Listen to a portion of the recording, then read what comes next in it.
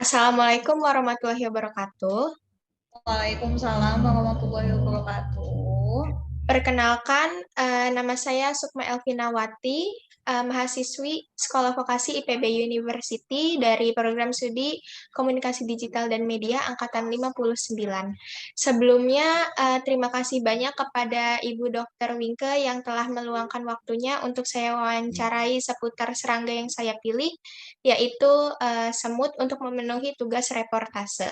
Sebelum saya memulai pertanyaan, Ibu, Bu Dokter boleh memperkenalkan diri terlebih dahulu? Baik, terima kasih atas kesempatannya. Sebelumnya saya ucapkan terima kasih kepada Sukma yang telah mengundang saya untuk menjadi narasumber untuk tugas kuliahnya ya, Iya, tentang mengenai semut ya. iya.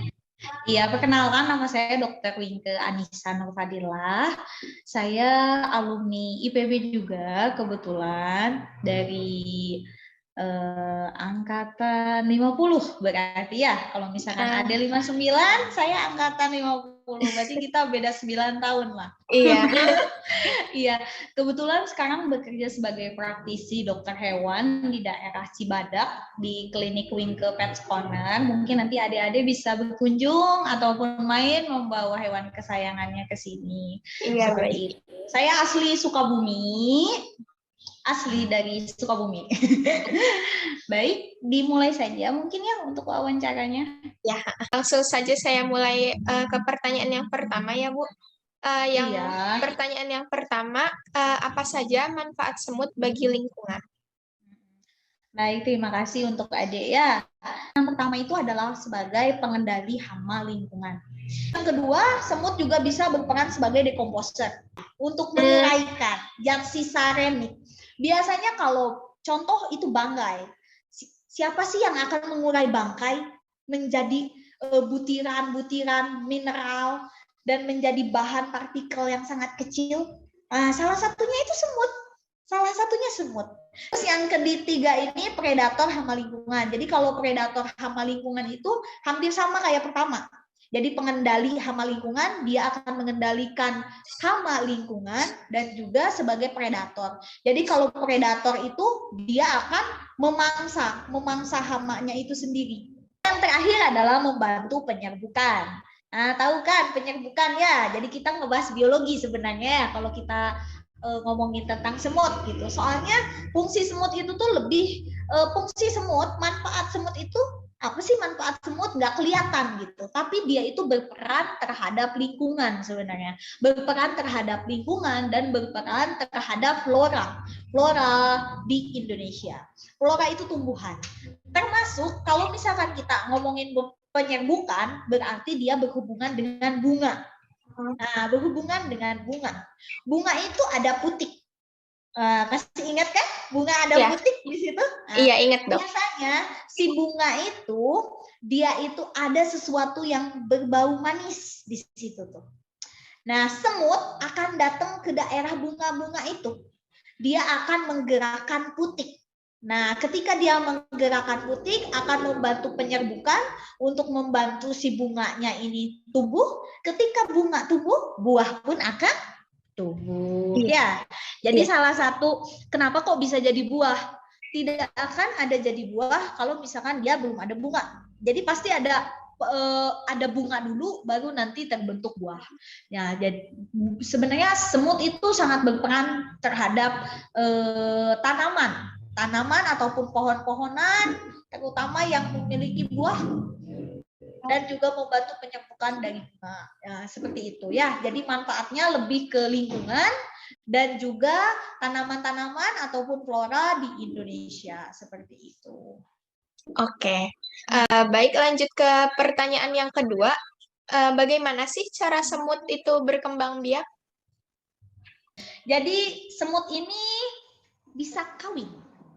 Jadi seksual, sistem kawinnya itu seksual. Dan seksual ini dia itu bertemu. Misalkan ini jantan, ini betina, dia bertemu akan melakukan perkawinan. Nah, sama seperti semut juga melakukan perkawinan secara langsung. Jadi dokter ceritakan ya. Jadi mereka itu kawinnya itu semut jantan, di semut itu ada semut jantan dan ada semut betina. Kalau jantan semut itu, mereka itu biasanya akan terbang ke puncak. Yaitu terbang ke puncak bukit ataupun ke pohon. Dia itu secara berkelompok. Dia datang ke situ untuk menarik perhatian dari betina ratu-ratu koloni. Jantannya yang ngedeketin si betina. Naik ke atas, nanti betina dia macam punya rangsangan. Wih, ada jantan tuh yang naik ke atas pohon gitu. Dia akan mendatangi si jantannya. Ketika dia mendatangi si jantannya, pejantan itu langsung akan memasukkan ke alat kelamin betina. Jadi seperti itu. Alat kelamin jantannya itu namanya aedeagus. Jadi perkawinannya ini secara langsung, yaitu secara seksual. Dia bagaimana caranya menarik betina? Dia menarik betina, betinanya datang. Begitu datang, dia akan menyimpan sel spermanya. Pertanyaan yang ketiga, di mana sih habitat semut itu? Kalau kita berbicara habitat semut, ya ada semut pasti ada manis. Bilangnya mesti gitu kan? Tapi ternyata itu hanya mitos.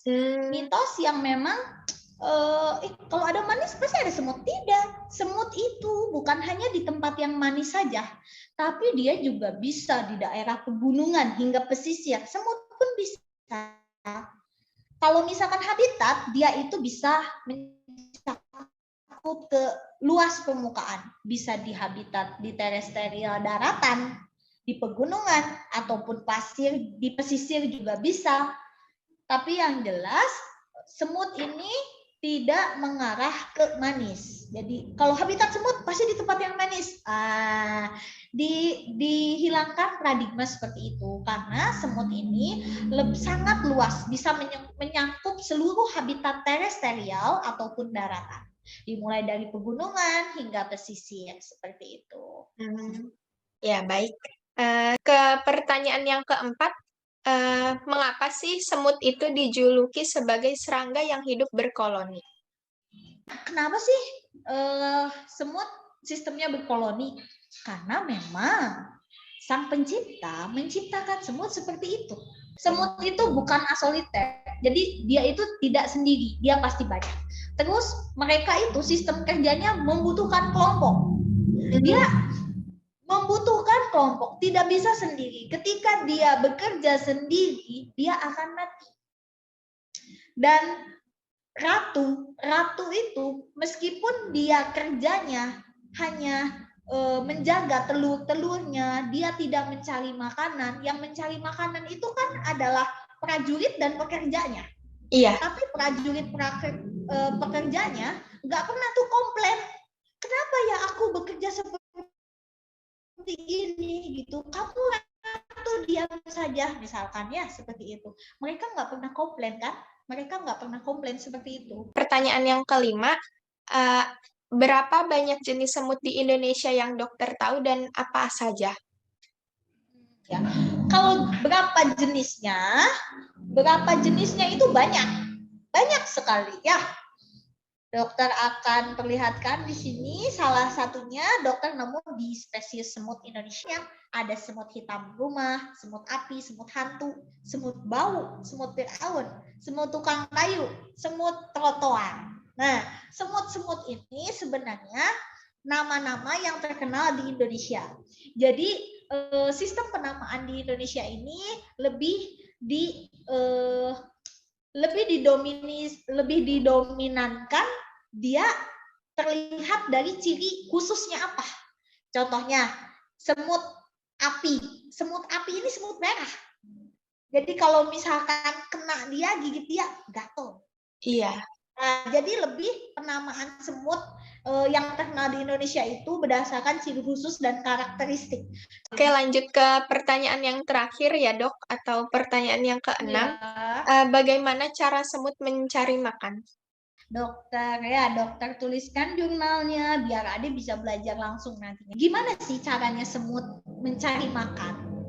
Semut itu dia bisa mengangkat benda yang 5.000 kali lebih berat dari tubuhnya. Dia itu bekerjanya, kalau misalkan ada nemu semut sendiri, dia semut yang mencari titik lokasi makanan. Pertama, semut pekerja. Semut pekerja itu dia menemukan sumber makanan. Di bawah ratu itu ada namanya prajurit. Nah, di bawah prajurit ada pekerja. Si prajurit ini dia akan mencari titik-titik sumber makanan. Ketika dia menemukan titik-titik sumber makanan, dia akan melepaskan feromon. Feromon itu adalah sesuatu yang dikeluarkan oleh hewannya itu sendiri sebagai daya pikat, daya tarik ataupun rangsangan. Jadi kalau misalkan si semut yang mengeluarkan feromon melalui tugas si prajuritnya ini, nanti si semut-semut itu akan tergetak sendiri. Wih, ada makanan nih daerah sini, ada makanan. Soalnya dia mencium adanya feromon itu yang dikeluarkan oleh prajurit. Jadi kenapa kalau misalkan kita ngeluarin gula tuh satu, tiba-tiba satu, semuanya datang. Kenapa? Karena ada salah satu anggota semut atau baik itu prajurit ataupun pekerja yang membocorkan, yang mengeluarkan feromonnya atau sebagai sinyal, ada makanan di sana, ada makanan.